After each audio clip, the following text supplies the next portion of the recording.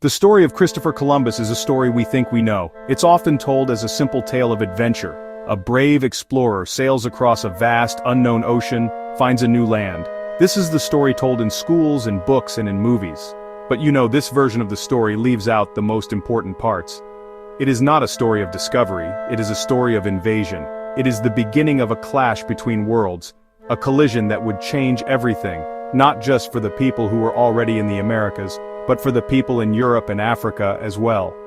The arrival of European ships in 1492 was not a friendly visit. It was the start of conquest, slavery, and death, on a scale the world had never seen. Christopher Columbus was a man driven by ambition. Born in Genoa, Italy, he was a skilled navigator who believed he could forge a new, faster trade route to the riches of the East Indies. For years he pleaded with the monarchies of Europe to fund his voyage. Portugal, England, and France all turned him down. But in Spain, King Ferdinand and Queen Isabella were eager to expand their influence. On August 3, 1492, Columbus set sail from the port of Palos, Spain with 3 ships, the Nina, the Pinta, and his flagship, the Santa Maria. Finally, after more than 2 months at sea on October 12, 1492, a lookout aboard the Pinta spotted land. It was an island in the Bahamas which Columbus named San Salvador. For centuries, Christopher Columbus was celebrated as a hero.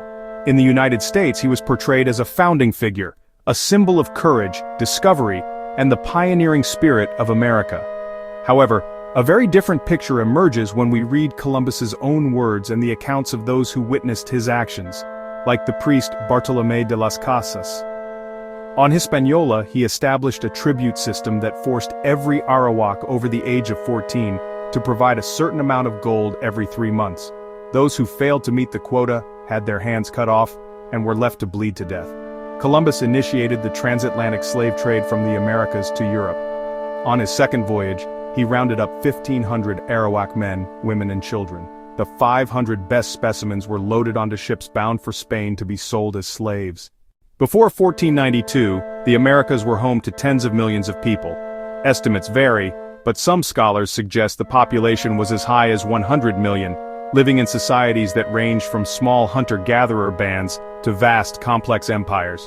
The arrival of Europeans triggered what historians call the Great Dying, the most severe demographic collapse in human history. Smallpox, measles, influenza, and typhus swept through the continents like wildfire. On the island of Hispaniola, the Arawak population was estimated to be around 250,000 in 1492.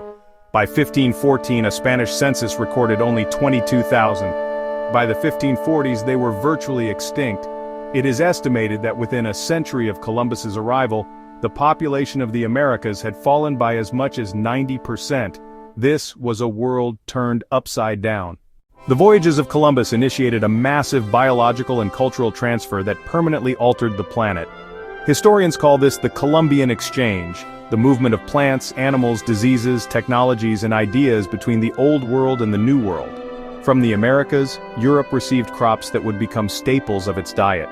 The potato fueled a population boom in countries like Ireland and Germany, providing the cheap food needed to sustain the workers of the Industrial Revolution. Meanwhile, the demand for sugar grown in the Americas would fuel the horrors of the plantation system and the transatlantic slave trade, which was the exchange's most brutal component. The gold and silver plundered from the Aztec and Inca empires were shipped back to Spain, flooding the European economy.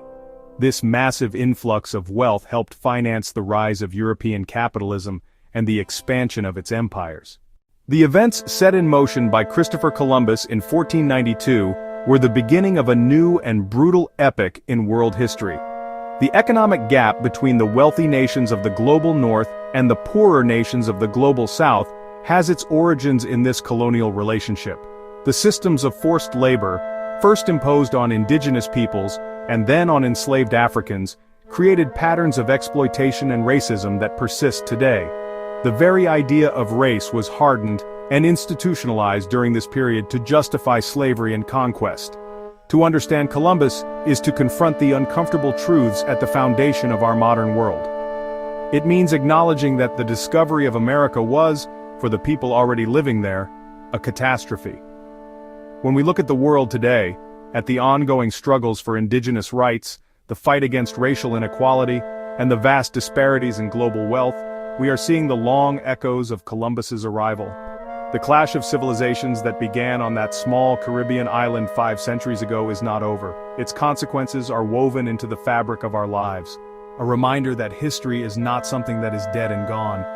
It is alive, and it is all around us.